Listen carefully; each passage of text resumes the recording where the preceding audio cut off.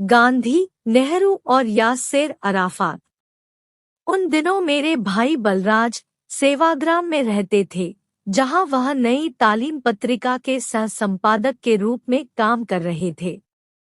यह सन 1938 के आसपास की बात है, जिस साल कांग्रेस का हरिपुरा अधिवेशन हुआ था। कुछ दिन उनके साथ बिता पाने के लिए मैं उनके पास चला गया था। रेलगाड़ी वर्धा स्टेशन पर रुकती थी।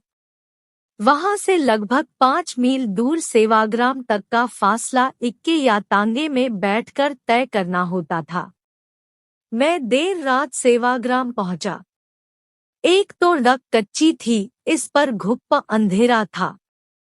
उन दिनों सड़क पर कोई रोशनी नहीं हुआ करती थी। रात देर तक हम बतियाते रहे। भाई ने बताया कि गांधी जी प्रातः 7 बजे घूमने निकलते हैं। इधर हमारे क्वार्टर के सामने से ही वह जाएंगे। कोई भी उनके साथ जा सकता है। तुम भी मन आए तो चले जाना। मैं सकुचाया। मैं अकेला उनकी पार्टी के साथ कैसे जा मिलूं? तुम भी साथ चलो। मैं तो रोज ही उन्हें देखता हूँ, भाई ने करवट बदलते हुए कहा, फिर बोला, अच्छा चलूंगा। दूसरे दिन मैं तड़के ही उठ बैठा और कच्ची सड़क पर आंखें गाड़े गांधी जी की राह देखने लगा। ऐन 7 बजे आश्रम का फाटक लांघकर गांधी जी अपने साथियों के साथ सड़क पर आ गए थे। उन पर नजर पड़ते ही मैं पुलक उठा। गांधी जी हूबहू वैसे ही लग रहे थे जैसा उन्हें चित्रों में देखा था।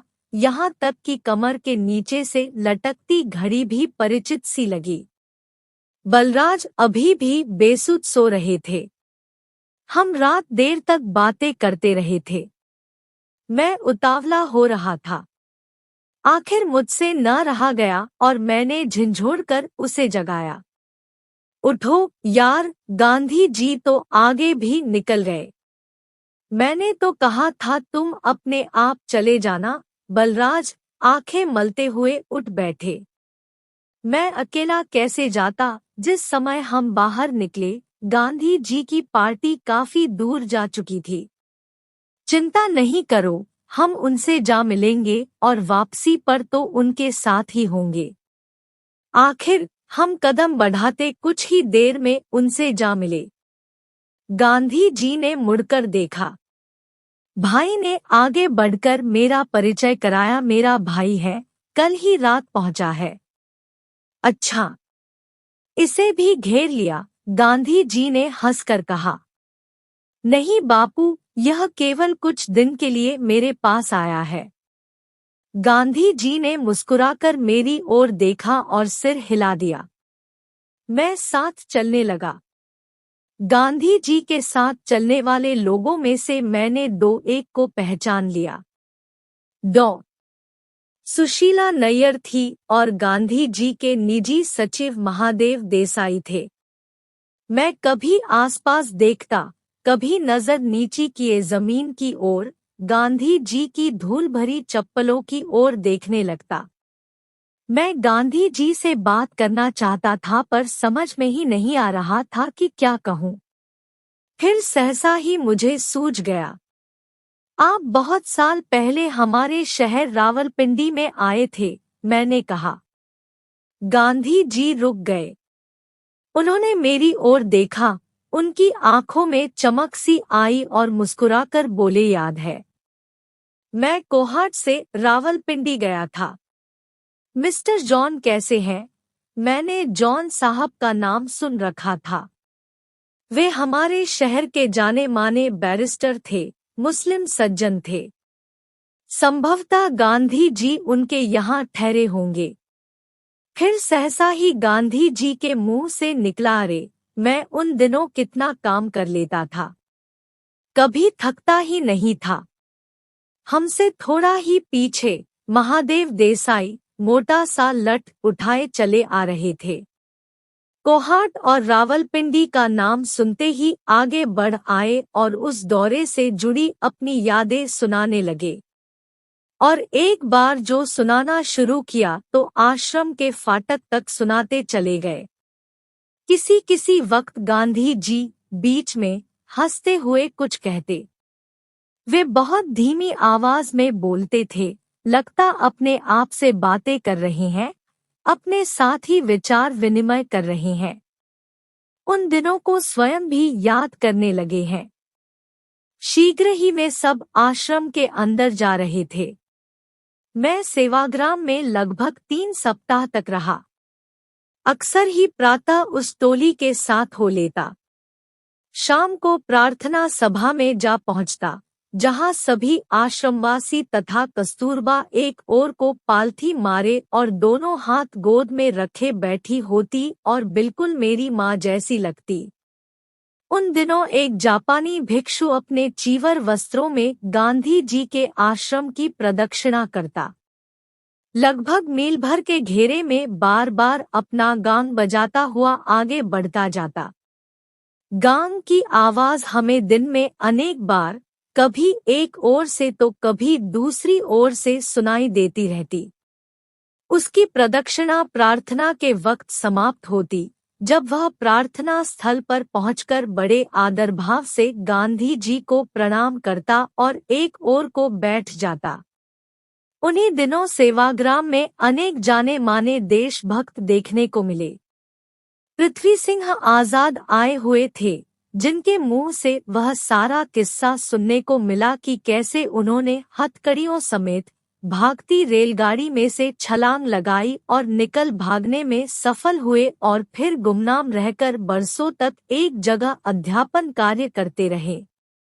उन्हीं दिनों वहां पर मीरा बेन थी, खान अब्दुल गफ्फार खान आए हुए थे, कुछ दिन के लिए राजेंद्र बाबू भी आए थे।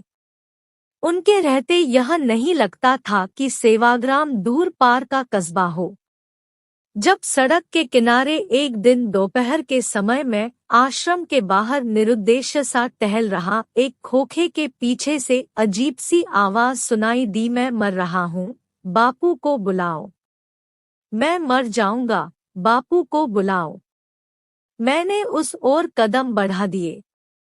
खोखे के अंदर 15 साल का एक लड़का, जो देखने में गांव का रहने वाला जान पड़ता था, पड़ा हाथ पैर पटक रहा था और हाफता हुआ बार बार कहे जा रहा था, मैं मर जाऊंगा, बापू को बुलाओ।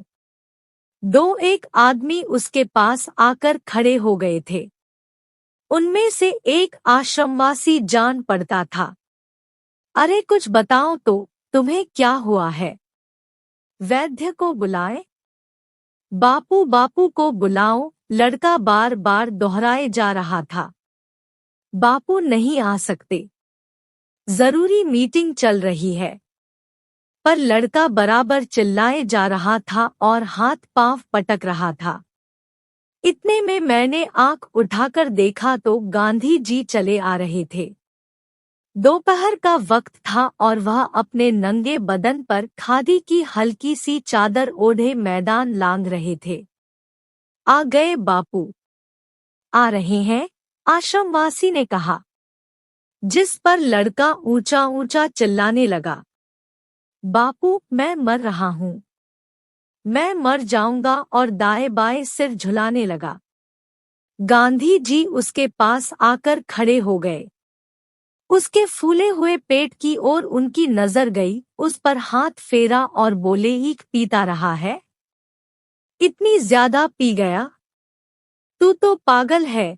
कुछ देर तक तो गांधी जी उसके फूले हुए पेट पर हाथ फेरते रहे, फिर उसे सहारा देकर उठाते हुए बोले, इधर नीचे उतरो और मुंह में उंगली डालकर क्या कर दो, चलो। और कहते हुए हंस पड़े, तू तो पागल है। लड़का हाय हाय करता हुआ नीचे उतरा और नाली के किनारे बैठ गया। गांधी जी उसकी पीठ पर हाथ रखे झुके रहे। थोड़ी ही देर में उसका पेट हल्का हो गया और वह हांफता हुआ बैठ गया। अब इधर खोखे में आकर लेट जा। कुछ देर चुपचाप लेटा रहा। कुछ देर तक गांधी जी उसके पास खड़े रहे, फिर आश्रमवासी को कोई हिदायत सी देकर मुड़ गए और हंसते हुए तू तो पागल है कहकर मैदान पार करने लगे। गांधी जी के चेहरे पर लेशमात्र भी क्षोभ का भाव नहीं था। वे हंसते हुए चले गए थे। हर दिन प्रातः जिस कच्ची सड़क पर वे घूमने निकलते उसके एक सिरे पर एक कुटिया थी जिसमें एक रुग्ण व्यक्ति रहते थे, संभवतः वह दिक के मरीज थे। गांधी जी हर दिन उसके पास जाते और उसके स्वास्थ्य के बारे में पूछताछ करते। उनका वार्तालाप गुजराती भाषा में हुआ करता। मैं समझता हूँ गांधी जी की देखरेख में उसका इलाज चल रहा था। यह गांधी जी का रोज का नियम था। यह भी लगभग उसी समय की बात रही होगी। पंडित नेहरू कश्मीर यात्रा पर आए थे जहां उनका भव्य स्वागत हुआ था। शेख अब्दुल्ला के नेतृत्व में झेलम नदी पर शहर के एक सिरे से दूसरे सिरे तक 7वें पुल से अमीरा कदल तक नावों में उनकी शोभायात्रा देखने को मिली थी, जब नदी के दोनों ओर हजारों हजार कश्मीर निवासी अदम्य उत्साह के साथ उनका स्वागत कर रहे थे। अद्भुत दृश्य था। इस अवसर पर नेहरू जी को जिस बंगले में ठहराया गया था वह मेरे फुफेरे भाई का था और भाई के आग्रह पर कि मैं पंडित जी की देखभाल में उनका हाथ बटाऊं, मैं भी उस बंगले में पहुंच गया था। दिन भर तो पंडित जी स्थानीय नेताओं के साथ जगह जगह घूमते, विचार विमर्श करते, बड़े व्यस्त रहते, पर शाम को जब बंगले में खाने पर बैठते तो और लोगों के साथ मैं भी जा बैठता। उनका वार्तालाप सुनता। नेहरू जी को नजदीक से देख पाने का मेरे लिए यह सुनहरा मौका था। उस रोज खाने की मेज पर बड़े लब्धप्रतिष्ठ लोग बैठे थे। शेख अब्दुल्ला खान, अब्दुल गफ्फार खान, श्रीमती रामेश्वरी नेहरू, उनके पति आदि। बातों बातों में कहीं धर्म की चर्चा चली तो रामेश्वरी नेहरू और जवाहरलाल जी के बीच बहस सी छिड़ गई।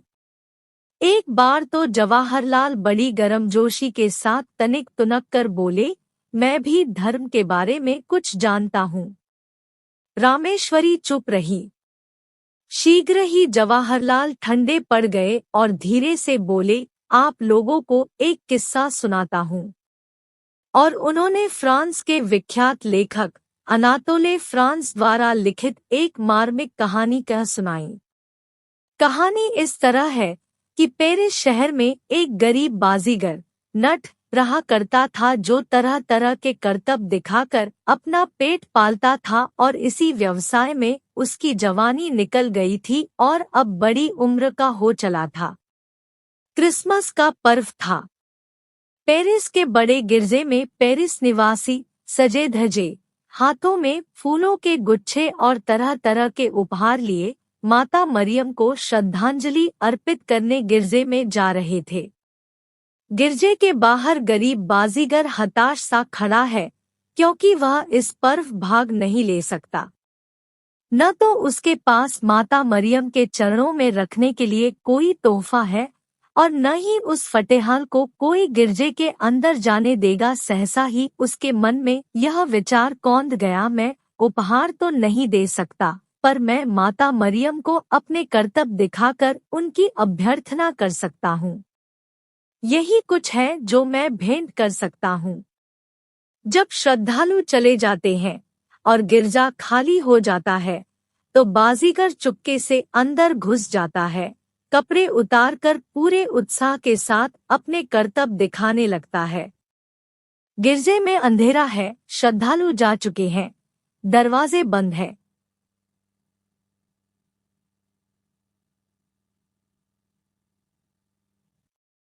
कभी सिर के बल खड़े होकर, कभी तरह तरह अंगचालन करते हुए बड़ी तन्मयता के साथ एक के बाद एक करतब दिखाता है, यहाँ तक कि हाँफने लगता है। उसके हाँफने की आवाज कहीं बड़े पादरी के कान में पड़ जाती और वह यह समझकर कि कोई जानवर गिरजे के अंदर घुस आया है और गिरजे को दूषित कर रहा है, भागता हुआ गिरजे के अंदर आता है। उस वक्त बाजीगर सिर के बल खड़ा अपना सबसे चहेता करतब बड़ी तन्मयता से दिखा रहा था। यह दृश्य देखते ही बड़ा पादरी तिलमिला उठता है। माता मरियम का इससे बड़ा अपमान क्या होगा। आग बबूला वह नट की ओर बढ़ता है कि उसे लात जमाकर गिरजे के बाहर निकाल दे। वह नट की ओर गुस्से से बढ़ ही रहा है तो क्या देखता है कि माता मरियम की मूर्ति अपनी जगह से हिली है। माता मरियम अपने मंच पर से उतर आई है और धीरे धीरे आगे बढ़ती हुई नट के पास जा पहुंची है और अपने आंचल से हांफते नट के माथे का पसीना पोंछती उसके सिर को सहलाने लगी है। यह कहानी नेहरू जी के मुंह से सुनी। मेज पर बैठे सभी व्यक्ति दत्तचित होकर सुन रहे थे। नेहरू जी का कमरा ऊपर वाली मंजिल पर था, जिसके बगल वाले कमरे में मैं और मेरे फुफेरे भाई टिके हुए थे। उस रात देर तक नेहरू जी चिट्ठियां लिखवाते रहे थे। सुबह सवेरे जब मैं उठकर नीचे जा रहा था तो नेहरू जी के कमरे के सामने से गुजरते हुए मैंने देखा कि नेहरू जी फर्श पर बैठे चरखा काट रहे हैं। उनकी पीठ दरवाजे की ओर थी। मैं चुपचाप नीचे उतर आया। नीचे आकर देखा कि बरामदे में तिपाई पर अखबार रखा था। मैंने अखबार उठा लिया और बरामदे में खड़ा नजरसानी करने लगा। मैं अभी अखबार देख ही रहा था कि सीढ़ियों पर किसी के उतरने की आवाज आई। मैं समझ गया कि नेहरू जी उतर रहे हैं। उन्हें उस रोज अपने साथियों के साथ पहलगाम के लिए रवाना हो जाना था। अखबार मेरे हाथ में था। तभी मुझे एक बचकाना सी हरकत सूझी। मैंने फैसला किया कि मैं अखबार पढ़ता रहूंगा और तभी नेहरू जी के हाथ में दूंगा जब वह मांगेंगे। कम से कम छोटा सा वार्तालाप तो इस बहाने हो जाएगा। नेहरू आए। मेरे हाथ में अखबार देखकर चुपचाप एक ओर को खड़े रहे। वह शायद इस इंतजार में खड़े रहे कि मैं स्वयं अखबार उनके हाथ में दे दूंगा। मैं अखबार की नजरसानी क्या करता, मेरी तो टांगे लरजने लगी थी। डर रहा था कि नेहरू जी बिगड़ न उठें। फिर भी अखबार को थामे रहा। कुछ देर बाद नेहरू जी धीरे से बोले, आपने देख लिया हो तो क्या मैं एक नज़र देख सकता हूँ। सुनते ही मैं पानी पानी हो गया और अखबार उनके हाथ में दे दिया। उन दिनों मैं अफ्रो एशियाई लेखक संघ में कार्यकारी महामंत्री के पद पर सक्रिय था।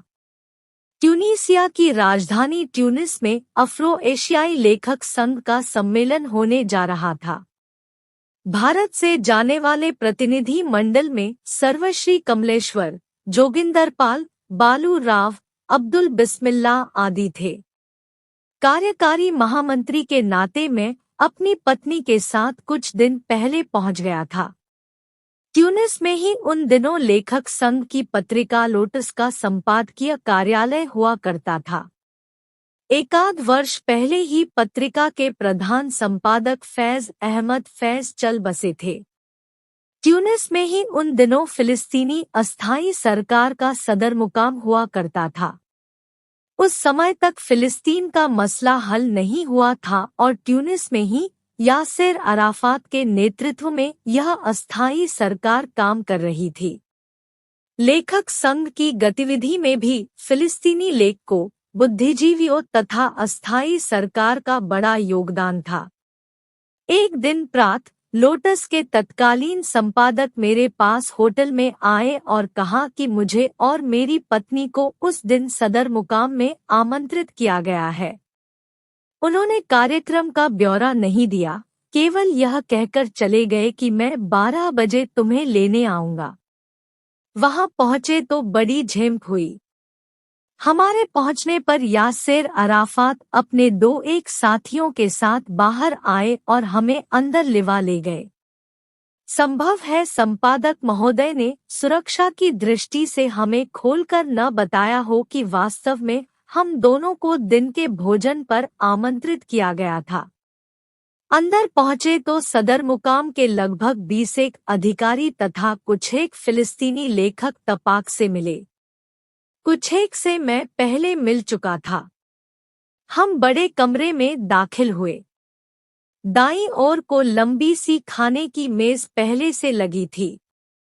उस पर पहले से ही एक बड़ा सा भुना हुआ बकरा रखा था जो लगभग आधे मेज को घेरे हुए था।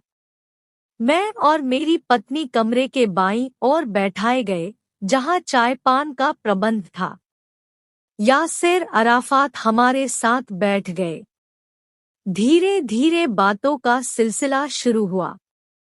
हमारा वार्तालाप ज्यादा दूर तक तो जा नहीं सकता था। फिलिस्तीन के प्रति साम्राज्यवादी शक्तियों के अन्यायपूर्ण रवैये की हमारे देश के नेताओं द्वारा की गई भर्त्सना, फिलिस्तीन आंदोलन के प्रति विशाल स्तर पर हमारे देशवासियों की सहानुभूति और समर्थन आदि। एक बार जब मैंने गांधी जी और हमारे देश के अन्य नेताओं का जिक्र किया तो अराफात बोले, वे आपके ही नहीं, हमारे भी नेता है। उतने ही आदरणीय जितने आपके लिए। बीच बीच में आतिथ्य भी चल रहा था। अराफात हमें फल छील छील कर खिला रहे थे। हमारे लिए शहद की चाय बना रहे थे। साथ ही साथ इधर उधर की बातें भी चल रही थी। अराफात की इंजीनियरिंग की शिक्षा के बारे में, उनकी अनथक हवाई यात्राओं के बारे में, शहद की उपयोगिता के बारे में। शीघ्र ही हम बड़े इत्मीनान से उनके साथ बतिया रहे थे। जब भोजन का समय आया तो मैं अपनी जगह पर से उठा और यह अनुमान लगाकर कि गुसलखाना कमरे के पार गलियारे में होगा, मैं सीधा कमरा लांघ गया।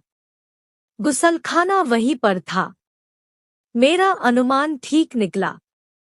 पर मेरी झेम का अंत नहीं था। जब मैं गुसलखाने में से बाहर निकला तो यासेर अराफात तौलिया हाथ में लिए बाहर खड़े थे। आज के अतीत का अंश। Thank you person with folded hands.